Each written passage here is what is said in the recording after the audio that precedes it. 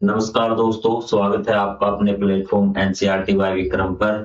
जैसा कि आपको पता है, ये एनसीईआरटी के लाइन बाय लाइन एक्सप्लेनेशन के वीडियोज खास तौर पर बनाए जा रहे हैं साथी अध्यापकगण के लिए और जो बच्चे सिविल सर्विस की तैयारी करते हैं उनके लिए। तो दोस्तों, यदि आप ये कंप्लीट सीरीज पढ़ना चाहते हैं तो चैनल के प्लेलिस्ट वाले सेक्शन पे जाइए, वहां आपको अलग से प्लेलिस्ट मिल जाएगी। यदि आप कक्षा 8 के विद्यार्थी हैं तो आप NCERT bye Vikram 8th class नाम से प्लेटफॉर्म सर्च कीजिए यूट्यूब पे और उस चैनल के प्लेलिस्ट वाले सेक्शन में आपको कंप्लीट बुक की वीडियोज मिल जाएंगे। प्लेलिस्ट में साथ में क्वेश्चन आंसर भी मिल जाएंगे और यदि आप अपनी क्लास का कोई अन्य सब्जेक्ट भी पढ़ना चाहते हैं तो आप वहां से पढ़ सकते हैं। तो चलिए, हमारा आज का जो टॉपिक है वो हम स्टार्ट करते हैं। तो देखिए, पिछले पार्ट में हमने पढ़ा था कि जो यूरोपीय कंपनियां हैं वो भारत में आना चाहती थी, लेकिन मेन समस्या थी कि उनको ये नहीं पता था कि भारत में किस प्रकार से पहुंचा जाए, किस प्रकार से हिंदुस्तान का रास्ता है। तो सबसे पहले हम बात करेंगे आज पुर्तगाली व्यापार एवं उत्पीड़न की। कि आपको पता है कि यहाँ पर अब आपको जो पिछली बातें एक बार भूल जाइए कि आपको कुछ भारत के इतिहास के बारे में कुछ पता है, अंग्रेजों के बारे में कुछ पता है, सब कुछ भूल जाइए। आप टाइम मशीन के द्वारा पहुंच जाइए 1498 में। 1498 में आप यहाँ पर भारत में रहते हैं यहाँ पर, और आप यहाँ खड़े हैं और आप देखते हैं कि एक जहाज आकर यहाँ पर रुकता है जो कहाँ का था, पुर्तगाल का एक नाविक था उसमें जिसका नाम था वास्को डी गामा। 1498 में यहाँ पहुंच जाता है। आपको नजर आ रहा होगा वास्को डी गामा कि केरल के कप्पड़ तट पर भी। और उसने क्या कर लिया कि ये यूरोप आपका यहाँ था ना, तो यहाँ वाले सभी देशों, सबसे पहले पुर्तगाल के लिए ये रास्ता पता लगा दिया, क्योंकि पहले पुर्तगाल को पता नहीं था कि भारत में कैसा पहुंचा जाए। उन्होंने सिर्फ भारत के बारे में सुना था और वो भारत के साथ व्यापार करना चाहते थे। व्यापार तो एक बहाना था, मेन था उनका इरादा भारत को लूटना, भारत को उपनिवेश बनाना, मतलब अपना गुलाम बनाना। ये चीज आपको समझ में आई कि 1498 में सबसे पहले वास्को डी गामा पूछा था, कई एग्जाम में ये पूछा गया है और 8th क्लास के लिए काफी ज्यादा इंपॉर्टेंट है। ये चीज क्लियर हुई आपको यहाँ से कि 1498 में सबसे पहले एक पुर्तगाली नाविक वास्को डी गामा पहुंचा था केरल में और तट का नाम क्या था, कप्पड़ तट था। तो चलिए अब आगे बढ़ते हैं हम। यद्यपि उसका स्वागत भली भांति हुआ, तथापि उसके आक्रामक आचरण के कारण स्थानीय शासकों से सौहार्दपूर्ण संबंध स्थापित नहीं उसके। जो उसका जो स्वागत है वो भली भांति हुआ, वास्को डी गामा आया था, उसका जो स्वागत है वो भली भांति हुआ, तथा उसके आक्रामक आचरण के कारण उसका जो व्यवहार था ना, एटीट्यूड, वो बढ़िया नहीं था। अभी स्थानीय शासकों से सौहार्दपूर्ण संबंध स्थापित नहीं, उसके जो स्थानीय शासक थे, जो केरल के आसपास जो राजा थे, उनके साथ क्या उसके संबंध अच्छे स्थापित नहीं हुए। 4 वर्ष पश्चात अपना द्वितीय यात्रा के समय उसने भारतीय व्यापारियों को बंदी बनाकर उन्हें यातनाएं दी। 4 वर्ष पश्चात वही द्वितीय यात्रा के समय जब वो दूसरी बार आया भारत, ठीक है, उसने भारतीय व्यापारियों को बंदी बनाकर उन्हें यातनाएं दी, उनका वध किया और समुद्र से कालीकट पर बमबारी की। वो इतने साहस किया उसने कि समुद्र में खड़ा होकर उसने कालीकट जो तट है उस पर बमबारी भी की, ठीक है।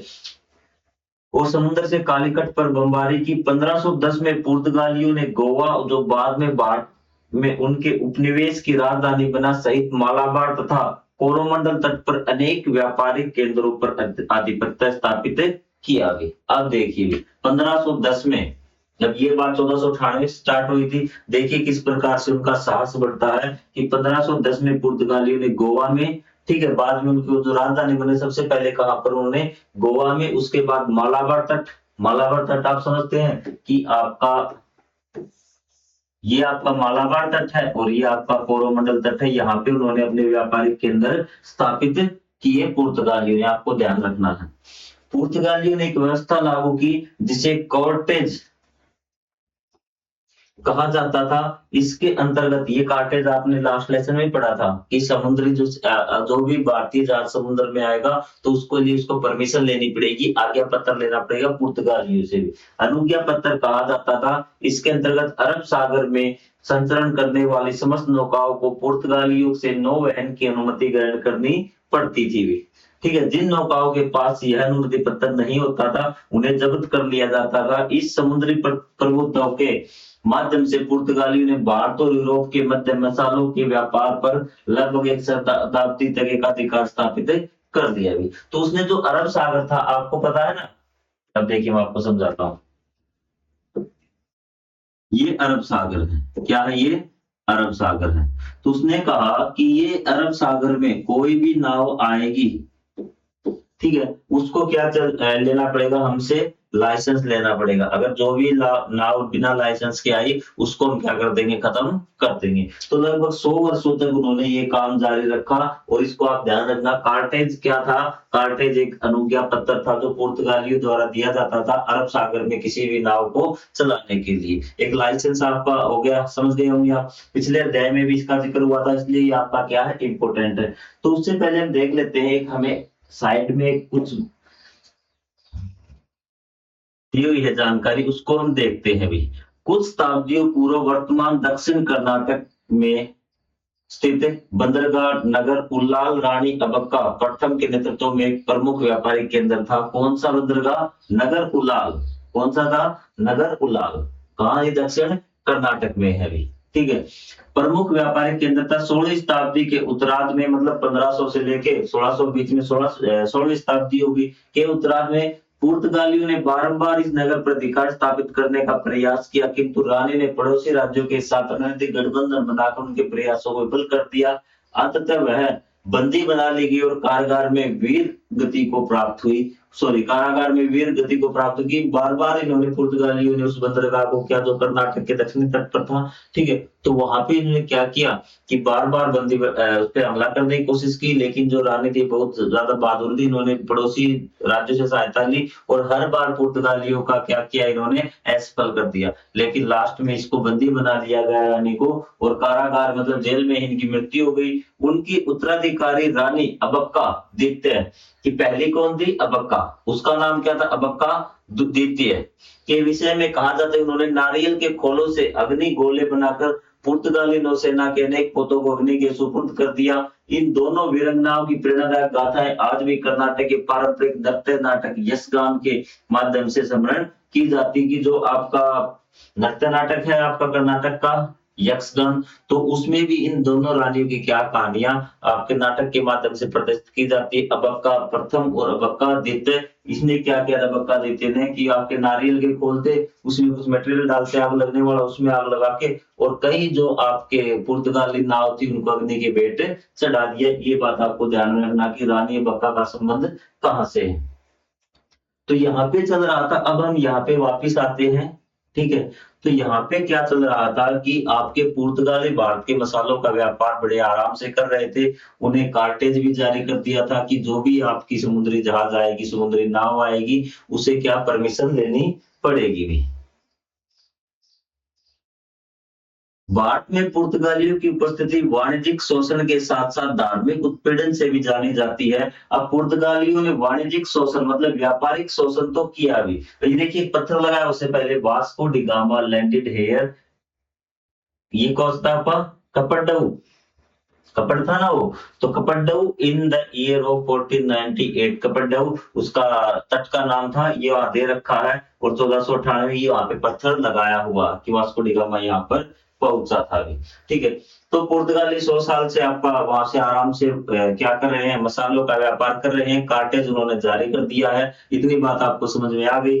भारत में पुर्तगालियों की उपस्थिति वाणिज्यिक शोषण के साथ साथ धार्मिक उत्पीड़न से भी जानी जाती है। उन्होंने सिर्फ वाणिज्यिक मतलब व्यापारिक शोषण ही नहीं किया, धार्मिक उत्पीड़न भी उन्होंने किया था। कैसे? गोवा में उन्होंने 1560 में धर्म न्यायाधिकरण की स्थापना की। अब आप कहेंगे सर ये धर्म न्यायाधिकरण क्या होता है? देखिए यहाँ दे रखा, यह रोमन कैथोलिक चर्च द्वारा स्थापित एक विशेष न्यायाधिकरण था। किसके द्वारा? रोमन कैथोलिक के द्वारा एक संस्था थी जिसका कार्य उन विधर्मी ईसाइयों पर निर्णय लेना था जिन पर चर्च की मान्यताओं के विरुद्ध मत रखने का संदेह होता था। मतलब इसका कार्य क्या था कि जो आपके ईसाई थे, जो ईसाई धर्म के अनुसार नहीं चलते थे, तो उन पे नियंत्रण रखना, उनको सजा देना भी। फिर लगभग 600 वर्षों तक संपूर्ण यूरोप में हजारों विधर्मियों को कठोर यंत्रणाओं के साथ मृत्युदंड दिया गया है। ठीक है, ये आप सिर्फ ईसाइयों के खिलाफ था। वे ईसाई जो ईसाई प्रभाव का पालन नहीं करते थे, उनकी लिए 1560 में स्थापना की गई थी। इसके अंतर्गत अब इसके अंतर्गत हिंदुओं, मुसलमानों, यहूदी तथा ईसाई धर्मांतरितों को कठोर दंड दिए जाते थे यदि वे अपने मूल धर्म का पालन करते पाए जाते थे वे। ठीक है, तो इसमें किसको दिया जाता था कि हिंदुओं को, मुसलमानों को, यहूदियों तथा ईसाई धर्मांतरितों को कठोर दंड दिए जाते थे। जो ईसाई जिन्होंने अपना धर्म बदल लिया, तो मतलब गैर जो ईसाई धर्म के थे ना, जो ईसाई धर्म का पालन नहीं करता था उसको दंड दिया जाता था। ये बात आपको ध्यान में रखनी है, ठीक है, यदि वे अपने मूल धर्म का पालन करते पाए जाते हैं। ठीक है, इसमें देखिए जिस दोबारा पढ़िए इसका, यह रोमन कैथोलिक चर्च द्वारा स्थापित एक विशेष न्यायाधिकरण था जिसका कार्य उन विधर्मी ईसाइयों पर निर्णय लेना था जिन पर चर्च की मान्यताओं के विरुद्ध मत रखने का संदेह होता था। कि जो ईसाई के ऊपर संदेह होता था ना कि शायद उन्होंने अपना धर्म बदल लिया, कुछ और कर लिया, उनके खिलाफ होता था। लगभग 600 वर्षों तक संपूर्ण यूरोप के हजारों विधर्मियों को कठोर यंत्रणाओं के साथ मृत्युदंड दिया गया था। वे चीजें आपको समझ में आई? 1560 में इसकी स्थापना हुई थी। इसमें इसके अंतर्गत हिंदुओं, मुसलमानों, यहूदी तथा ईसाई धर्मांतरितों को कठोर दंड दिए जाते थे। भी जो इन्होंने ईसाई धर्म अपना लिया था, जो फिर भी क्या करते अपने मूल धर्म का पालन करते थे, उनको दंड दिया जाता था। ये चीज आपको ध्यान में रखनी है। ऐसे अत्याचारों के साथ साथ बलात् धर्मांतरण मतलब जबरदस्ती धर्मांतरण तथा अनेक हिंदू मंदिरों का उन्होंने विध्वंस भी किया और मूल निवासियों के साथ विविध प्रकार की क्रूरताएं की गई। गोवा धर्म न्यायाधिकरण को 1812 में स्थापित किया गया, समाप्त किया गया। शुरुआत कब? 1560 में। 1560 में ही होगी, देख लेता हूँ एक बार। 1560 में जो धर्म न्यायाधिकरण इसकी स्थापना की गई थी और इसकी अंत कब हुआ था इसका?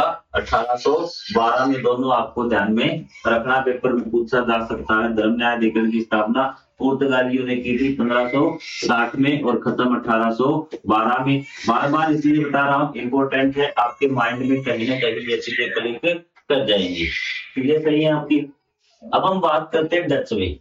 अब तक आपको पता है कि पुर्तगाली आ रहे हैं, लगभग 100 साल हो गए, मतलब आपकी 1500 से 1498 में एंट्री हुई थी और लगभग आपके 1600 के करीब पहुंच गए।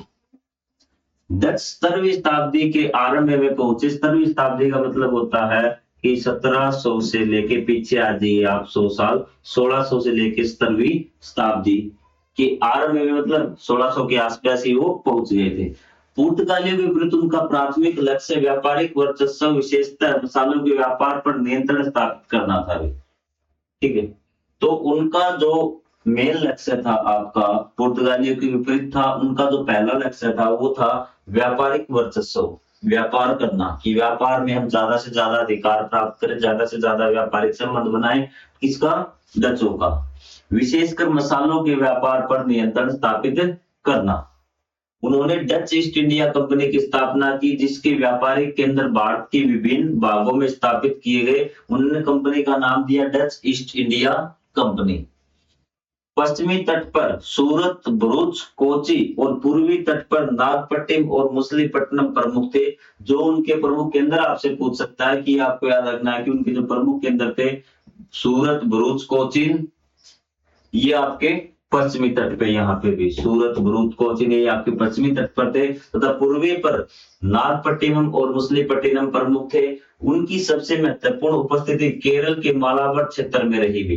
तो सबसे महत्वपूर्ण जो उपस्थिति वो थी आपकी केरल के मालाबार तट पर रही, क्षेत्र में रहे, जहां उन्होंने पुर्तगालियों को कई व्यापारिक केंद्रों से विस्थापित कर दिया। वहां से आपको बताना कि मालाबार तट और कोरोमंडल तट पर पुर्तगाली आए थे और मालाबार तट पे क्या किया, जो ये डच आए इन्होंने यहाँ से पुर्तगालियों को भगा दिया, विस्थापित कर दिया। चीजें यहाँ तक क्लियर है? डच की एंट्री हो चुकी है आपकी लगभग 1600 के आसपास। तो यहाँ पे आपको एक डायग्राम दिख रहा होगा, तस्वीर दिख रही होगी। ये तस्वीर देखिए, यहाँ कोई बैठा हुआ दिख रहा है, यहाँ आपको जो हिंदुस्तानी नागरिक है आपको दिख रहे होंगे। एक युद्ध था, कोलाचल का युद्ध 1741 में त्रावणकोर के राजा मार्तंड वर्मा के समक्ष डच सेनाओं ने आत्मसमर्पण का एक चित्रण। कि डच सेना थी ना, उन्होंने, ये राजा थे आपके राजा मार्तंड वर्मा भी। कौन थे? राजा मार्तंड वर्मा ये बैठे हैं और डच सेना ने क्या कर दिया था? आत्मसमर्पण कर दिया था। इस युद्ध के बारे में पढ़ेंगे। वैसे आप यहीं से याद रखिए कि कोलाचल का युद्ध 1741 में हुआ था त्रावणकोर के राजा मार्तंड वर्मा और किसके बीच में, मार्तंड वर्मा और आपके डचों के बीच में हुआ था 1741 में कोलाचल का युद्ध। भारत में डचों की उपस्थिति अंततः सीमित हो गई, ठीक है, इतने ज्यादा वो भारत में उन्होंने व्यापार नहीं किया और 1741 में कोलाचल के युद्ध में उसके निर्णायक पराजय के पश्चात यह उपस्थिति तीव्र गति से क्षीण हो गई। इस युद्ध में त्रावण के राजा मार्तंड वर्मा के अंतर्गत सैन्य बलों ने डचों को भूमि तथा समुद्र दोनों पर पराजित किया। त्रावणकोर राज्य वर्तमान केरल के दक्षिण भाग में स्थित है। वर्तमान जो केरल है ना, उसके क्या दक्षिणी भाग में स्थित है। यह युद्ध किसी एशियाई शक्ति द्वारा किसी यूरोपीय औपनिवेशिक शक्ति को सफलतापूर्वक पराजित करने का एक दुर्लभ उदाहरण है। किसने कहा कि यह युद्ध इसलिए महत्वपूर्ण, आपको बताता हूं क्यों महत्वपूर्ण है, कि यह युद्ध, कुछ ही युद्ध ऐसे हुए हैं जिसमें जो आपके यूरोप के जो कंपनियां आई थी या फिर जो यूरोप के जो देश आए थे उनमें किसी की हार हुई है। तो ये आपका एक सफल जीत है किसी एक जो आपका उपनिवेश क्षेत्र था ना उसकी भी, ठीक है, पहली जीत है। आपको इसलिए याद रखना है, आपको 1741 में कोलाचल का युद्ध। आपको राजा का नाम भी याद रखना, त्रावणकोर का राजा मार्तंड वर्मा। किसके साथ हुआ था, डचों के साथ, और जीत किसकी हुई, मार्तंड वर्मा की। 1741 में कोलाचल का युद्ध हुई। अब हम बात करते हैं फ्रांसीसी की। यहाँ से आपको 1741 में डच आपके चले गए, पुर्तगाली यहाँ पर अभी तक है, हमें यही पर नहीं पता चला कि वो गए हैं या नहीं गए हैं। आप बस याद रखें कि पुर्तगाली भी क्या व्यापार कर रहे हैं, फ्रांसीसी भी। फ्रांसीसी भारत में अपेक्षाकृत बाद में प्रविष्ट हुए। उन्होंने वर्ष 1668 में सूरत में अपना प्राथमिक व्यापारिक केंद्र स्थापित किया। अब फ्रांसीसी कब आए, 1668 में अपना प्राथमिक व्यापारिक केंद्र सूरत में, और उसके पश्चात 1674 में पांडिचेरी में द्वितीय केंद्र स्थापित किया।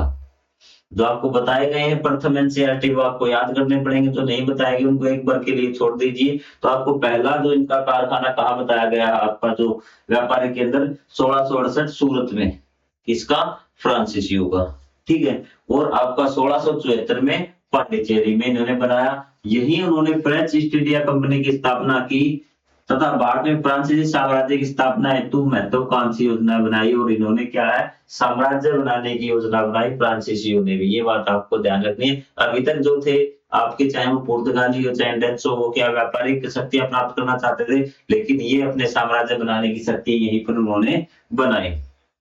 1742 से लेके भी 1754 तक भारत के फ्रांसीसी गवर्नर रहे डुप्ले ने कई ऐसी औपनिवेशिक नीतियों का सूत्रपात किया जिन्हें आगे चलकर ब्रिटिशर्स ने भी अपनाया भी। उन्होंने कई ऐसी नीतियां अपनाई भी, किसने, डुप्ले ने भी, जो 1742 से 1754 तक भारत के फ्रांसीसी गवर्नर रहे भी, ठीक है। गवर्नर जनरल का क्या था, पद होता था, जो कंपनी का सबसे बड़ा अधिकारी होता था ना उसको गवर्नर जनरल बोलते थे। वो कब से कब तक रहा आपका डुप्ले, 1742 से लेके 1754 तक। एक बार आपको दिखा दूं मैं क्या आपको, कि 1741 में आपको थोड़ी सी घटनाएं याद हो जाएंगी ना। 1741 में तो डच चले गए और 1742 में फिर डच से क्या आया, डुप्ले। डुप्ले आप ध्यान रखना कि फ्रांसीसी क्या था, गवर्नर जनरल था। 1741 में कोलाचल का युद्ध हुआ था। घटनाएं आप एक के बाद एक घटित हो रही हैं, वरना आप इनकी जो तारीख है ना इनमें कंफ्यूज हो जाओगे। 1754 तक भारत के फ्रांसीसी गवर्नर जनरल कई ऐसी नीतियां लेके आया, ठीक है। उन नीतियों का आगे ब्रिटिशों ने भी अपनाया। विशेष रूप से उन्होंने भारतीय सैनिकों को यूरोपीय युद्ध कौशल में प्रशिक्षित किया। पहला काम उसने क्या किया, विशेष रूप से जो महत्वपूर्ण काम था, कि जो भारतीय सैनिक थे ना उनको यूरोपीय युद्ध से कौशल में प्रशिक्षित किया। जो ट्रेनिंग वहां अंग्रेजों के सैनिकों को दी जाती थी ना, उस प्रकार की ट्रेनिंग भारतीय सैनिकों को भी उसने दी, उस प्रकार से लड़ना सिखाया। और एक अनुशासित पैदल सेना, जिन्हें सिपाही या सिपोही कहा, गठित की हुई, ठीक है। उसने एक सेना बनाई भारतीयों की ही, लेकिन वो ट्रेनिंग दी वो अंग्रेजी पद्धति से दी, यूरोपीय पद्धति से दी, क्योंकि भारतीय सेनाओं में पहले अनुशासन नहीं होता था और आपको पता है कि अंग्रेजों में अनुशासन ज्यादा होता है। डुप्ले ने स्थानीय उत्तराधिकारी संघों में हस्तक्षेप कर कठपुतली शासकों के माध्यम से अप्रत्यक्ष शासन की नीति भी विकसित की। और उसने एक नीति अपनाई डुप्ले ने क्या किया कि उत्तराधिकार जो संघर्ष थे ना, कि राजा की मृत्यु हो गई तो उसके बाद क्या हुआ कि उसके मान लो कि दो बेटे थे, दोनों राजा बनना चाहते थे, तो इनडायरेक्ट तौर पर डुप्ले ने सीधा अधिकार नहीं किया जो उसके पक्ष का आदमी था उसका उन्होंने पक्ष लिया कि राजा इसको बनना चाहिए, राजा बनने में उसकी सहायता कर दी। जब राजा उसके पक्ष का बन गया तो कठपुतली शासक हो गया, उसको डुप्ले की बात माननी पड़ती थी। तो इस प्रकार से डुप्ले ने कुछ नीतियों का अनुसरण किया भी। कठपुतली शासक समझ में आ गया ना, जो उसके इशारों पे नाचे के माध्यम से अप्रत्यक्ष शासन की नीति विकसित की गई। तो आप समझ गए अप्रत्यक्ष शासक की नीति क्या होती थी, जिसमें क्या कि सीधा शासक न बन के उस शासक को अपने द्वारा काम करवाना, शासक से अपने द्वारा मनमाने काम करवाना। भारत में फ्रांसीसी औपनिवेशिक महत्वाकांक्षाओं को अंततः कर्नाटक युद्धों 1746-1763 के दौरान नियंत्रण में लाया गया। ठीक है, अब जो फ्रांसीसी ताकत धीरे धीरे बढ़ रही थी भारत में, तो कर्नाटक के युद्ध हुए आपके 1746 से लेके 1763 के दौरान नियंत्रण में लाया गया, थोड़ा सा उनको कंट्रोल में लाया गया। हम पढ़ेंगे किसके बारे में, ये युद्ध ब्रिटेन और फ्रांस के मध्य संघर्षों की एक कहानी थी, एक श्रृंखला थी, मतलब लंबी सीरीज थी। आपको बता 46 से लेके 63 तक कितने लगभग 17 साल तक ये युद्ध चले ब्रिटेन और फ्रांस के बीच में भी। तो इस दौरान क्या हुआ कि उनकी फ्रांसीसियों की शक्ति बहुत ज्यादा कमजोर हो गई कर्नाटक के युद्धों के कारण। डुप्ले के नेतृत्व में फ्रांसीसी सेनाएं प्रारंभ में सफल रही। उन्होंने 1746 में मद्रास पर आधिपत्य स्थापित कर लिया। जो स्टार्टिंग में की बात अगर हो तो डुप्ले के नेतृत्व में सेनाएं क्या रही, सफल रही, और 1746 में चेन्नई पर आपका अधिकार कर लिया। अंततः वे ब्रिटिशों के सम्मुख पराजित हो गए, लेकिन आखिर में क्या हुआ कि वो अंग्रेजों से हार गए। अंग्रेज मतलब ब्रिटिशों की बात हो रही है, ठीक है, ईस्ट इंडिया कंपनी की भी। उनकी भारत में उपस्थिति पांडित्यता कुछ क्षेत्रों तक ही सीमित रह गई बस। अब वो क्या है कि फ्रांसीसी आगे नहीं बढ़ पाए, और वो कहां तक रह गए, पांडिचेरी और उसके आसपास के कुछ क्षेत्रों तक ही फ्रांसीसी आपके सीमित रह गए। डचों की बाती, डच कब गए थे, 1741 में कोलाचल के युद्ध के बाद। और पुर्तगालियों के विपरीत फ्रांसीसी शक्तियां भारत के सामाजिक और धार्मिक जीवन में अधिक हस्तक्षेप नहीं करती थी। इसने कहा कि डचों की बातियों और पुर्तगालियों के विपरीत, कि डचों की तरह और पुर्तगालियों के विपरीत डच भी आपके क्या करते थे, इंटरसेक्ट नहीं करते थे। और पुर्तगालियों के विपरीत देखिए किस प्रकार से लाइन को घुमा, दोनों को ही बोल सकता था। इन्होंने कहा कि डचों की बाती मतलब डच भी क्या थे, इंटरसेप्ट नहीं करते थे। पुर्तगालियों के विपरीत फ्रांसीसी शक्तियां भारत के सामाजिक और धार्मिक जीवन में अधिक हस्तक्षेप नहीं करती थी। वो भारत के सामाजिक जीवन और धार्मिक जीवन में अधिक हस्तक्षेप नहीं करते थे। और हस्तक्षेप कौन करते थे, वो करते थे आपके पुर्तगाली। कौन करते थे, पुर्तगाली। आपको पता है धर्म न्यायाधिकरण की स्थापना की थी 1560 में, और 1812 में उसको हटा दिया गया, बंद कर दिया गया था। एक दुर्लभ अपवाद 1748 में पांडिचेरी की एक विशाल वेदापुरी संवरण। तो एक उदाहरण देखिए यहाँ पे 1748 में पांडिचेरी की एक विशाल वेदापुरी संवरण मंदिर का विध्वंस था, जिसे डुप्ले ने वहां के जेसुइट पादरियों और अपनी पत्नी के आग्रह पर ईसाई धर्म की प्रधानता स्थापित करने हेतु ध्वस्त कराया भी। ठीक है,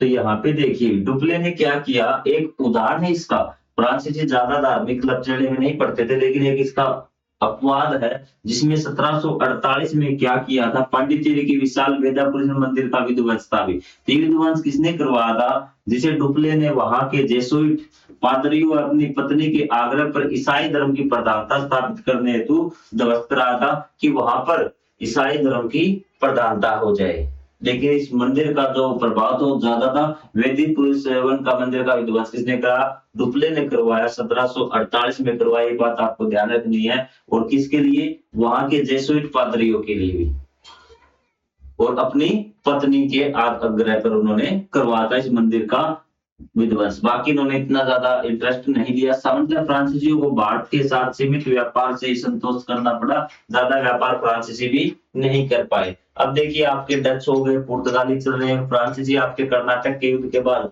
शांत हो गए, वो पुडुचेरी के आसपास हो गए। ठीक है, आपको एक इंपोर्टेंट टर्म है, 1748 में ये मंदिर है आपका पांडिचेरी का, ये विध्वंस करवाया था आपका डुप्ले ने। ये बात आपको ध्यान में रखनी। अब बची हुई है दो कंपनियां आपकी। पुर्तगाली के बारे में आपको ज्यादा पता नहीं है, अभी पुर्तगालियों के बारे में आए हैं, उन्होंने कार्टेज जारी किया है, और फिलहाल वो क्या मसालों का व्यापार कर रहे थे। ब्रिटिश ईस्ट इंडिया कंपनी जो अंग्रेजों वाली है, वो कहाँ घूम रही है, वो चलिए हम उसको देखते हैं भी।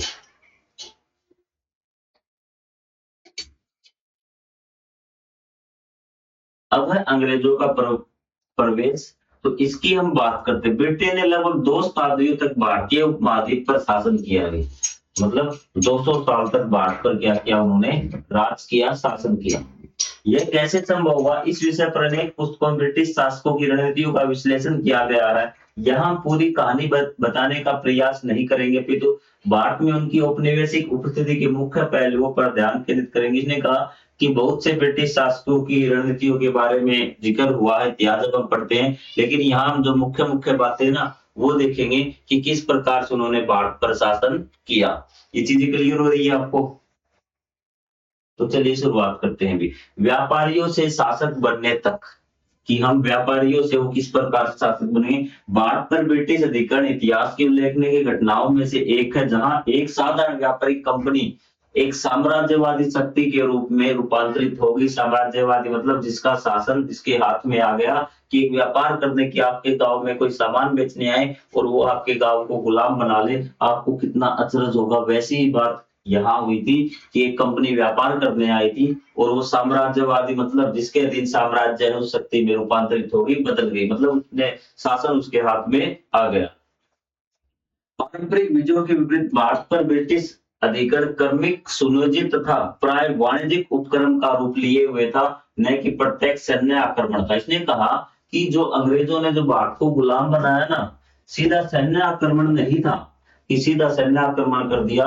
उनका एक सुनियोजित मतलब अच्छी तरह से उन्होंने रणनीति की तरफ भारत को गुलाम बनाया। तो उसमें कुछ कहा कि पारंपरिक विजयों के विपरीत, मतलब ये नहीं कि पुराने जमाने में जैसे विजय प्राप्त करते थे ना, सेना आई और हमला बोल दिया और गुलाम बना लिया, ऐसा अंग्रेजों ने कुछ नहीं किया। उसने भारत में ब्रिटिश अधिकरण क्रमिक मतलब धीरे धीरे था, लगातार था, ये नहीं कि एकदम से अधिकार उन्होंने बंगाल से शुरुआत की। सुनियोजित मतलब अच्छे तरह से प्लान किया था, प्राय वाणिज्यिक उपक्रम का रूप लिए हुए था, मतलब कि ऐसा लग रहा था कि ये तो व्यापार कर रहे हैं, व्यापार के लिए बढ़ रहे हैं, लेकिन वास्तव में उनकी मंशा क्या थी, भारत को गुलाम बनाने की थी, शासन चलाने की थी, हुए था ना कि प्रत्यक्ष सैन्य आक्रमण था। अंग्रेजी ईस्ट इंडिया कंपनी की स्थापना एक व्यापारिक कंपनी के रूप में हुई थी। जो अंग्रेजी ईस्ट इंडिया कंपनी थी उसकी जो स्थापना हुई थी क्या थी, व्यापारिक कंपनी थी। तो देखिए कुछ व्यापारियों ने वहां पे समूह बनाया, तो उन्होंने अपना जो नाम रखा वो रखा ईस्ट इंडिया कंपनी, ठीक है। तो वो भारत में व्यापार करने आए थे, वहां के रानी थी एलिजाबेथ, उसकी परमिशन लेकर, ठीक है, इसलिए वो क्या थी, सिर्फ एक कंपनी थी। इसे महारानी एलिजाबेथ प्रथम द्वारा एक राजकीय अधिनियम चार्टर प्राप्त हुआ था, जिसमें एक विशेष अधिकार प्रदान किए, जैसे कि निजी सेना गठित करने का अधिकार था उसमें, कि आप अपनी छोटी मोटी सेना बना सकते हैं, ठीक है, भारत में जाइए आप ही क्या है व्यापार कर सकते हैं हमारे देश से भी।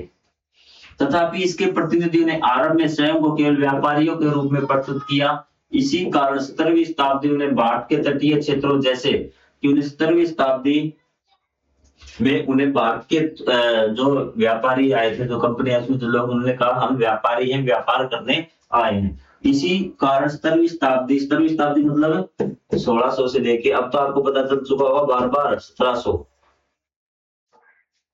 17वीं शताब्दी में भारत के तटीय क्षेत्र सूरत, मद्रास, बंबई तथा कलकत्ता में बिना विशेष विरोध के अपने केंद्र स्थापित करने का अवसर मिल गया। अगर वो आके ये बता देना हम तो तुम पे कब्जा करने आए, हम तो यहाँ राजा बनने आए हैं, तो उनको कौन यहाँ घुसने देगा। तो उन्होंने क्या कहा, हम तो व्यापारी बनकर आए हैं, व्यापार करने आए हैं, व्यापारी बनकर नहीं व्यापार करने आए हैं। उन्होंने आराम से सूरत, मद्रास, मुंबई तथा कलकत्ता में बिना विशेष विरोध के अपने केंद्र स्थापित करने का अवसर, ठीक है, व्यापारी आए तो यहाँ रह लो, आपके चाहे आपके कोई हमला करने आए, कहीं मत यहाँ रहने आए, सामान बेचने आए, ठीक है भी अपना सामान यहाँ बेच ले, भी कोई दिक्कत नहीं। ऐसा ही अंग्रेजों के साथ भी हुआ था। स्थानीय शासकों के व्यापारिक केंद्र आपत्तिजनक नहीं लगे, क्योंकि वे सामान्यतः विदेशी व्यापार का स्वागत करते थे। तथापि इन साधारण प्रतीत होने वाले प्रयासों के पीछे कंपनी का दीर्घकालिक महत्वाकांक्षा छिपी हुई थी। जो आपके स्थानीय शासक थे उसको भी ये जो व्यापारिक जो केंद्र बना रहे थे ना, अपने जो छोटी कंपनियां बना रहे थे, ठीक है, वेयर हाउस बना रहे थे, तो वो ज्यादा आपत्तिजनक नहीं मिले लगे, मतलब उन्हें उनसे कोई खतरा नहीं लगा शासकों को, भारतीय जो राजा थे उनको, कि ठीक है बना, कोई दिक्कत नहीं, क्योंकि वे सामान्यतः विदेशी व्यापार का स्वागत करते थे। विदेशी व्यापारियों से भारत के शासक खुश होते थे कि देश ज्यादा तरक्की करेगा, जितना व्यापार होगा उतना ज्यादा तरक्की होगी। तथापि इन साधारण प्रतीत होने वाले प्रयासों के पीछे कंपनी की दीर्घकालिक महत्वाकांक्षाएं छिपी हुई थी। इसने कहा कि जो साधारण प्रतीत होने वाले प्रयास थे ना, छोटे-छोटे कंपनी लगाने वाले, इसके पीछे कंपनी की दीर्घकालिक मतलब एक लंबी सोच छिपी हुई थी कि हमें किस प्रकार से भारत को गुलाम बनाना है। चीजें क्लियर हो रही है आपको यहाँ तक? आगे बढ़ने से पहले इस अध्याय के प्रथम पृष्ठ पर दिए गए चित्र को ध्यानपूर्वक देखिए। इसमें चित्र ईस्ट इंडिया कंपनी के लंदन मुख्यालय तो विशेष रूप से बनवाया गया था। इसकी लंबाई 3 मीटर से अधिक एक चित्र था भी, ठीक है।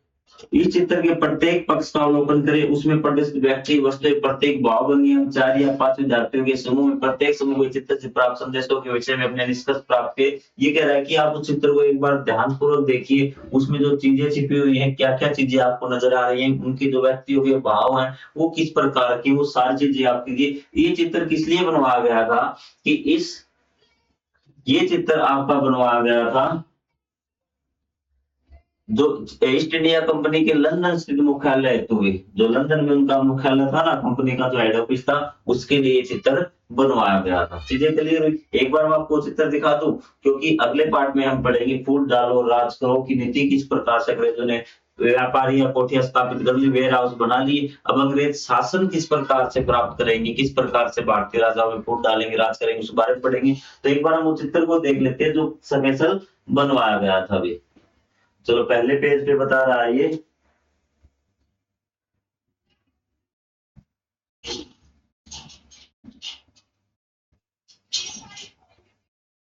यही है ना अभी, यही है अभी, ये वो चित्र है अभी।